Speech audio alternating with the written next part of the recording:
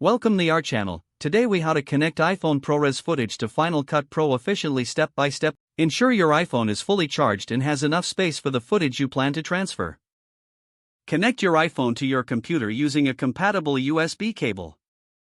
Unlock your iPhone and select Trust when prompted to allow your computer access.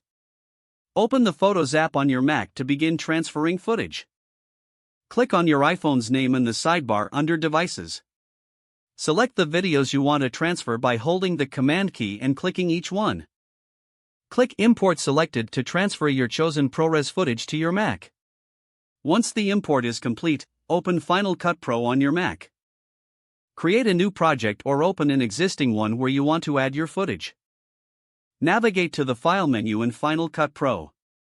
Choose Import and then select Media.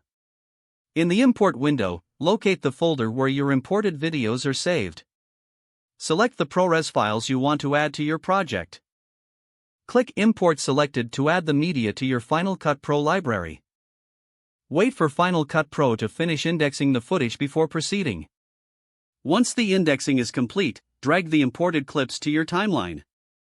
Edit your footage as needed, utilizing Final Cut Pro's robust editing features. Preview your project to ensure everything looks good before finalizing. When satisfied with your edits, export your project using the File menu and selecting Share. If the page does not load, refresh the browser or try again in a private or incognito window. Make sure you are using the correct email address, then retype it carefully to avoid small typos. If your password is not accepted, use the Reset option and create a new strong password you can remember.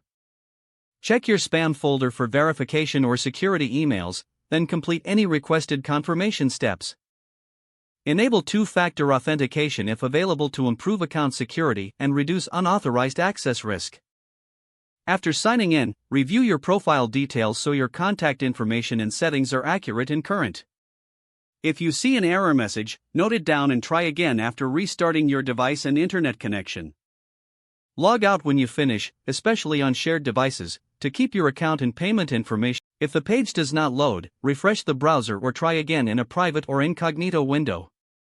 Make sure you are using the correct email address, then retype it carefully to avoid small typos.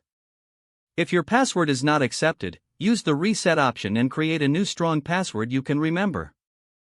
Don't forget to like this video and subscribe to our channel for more step-by-step tech guides.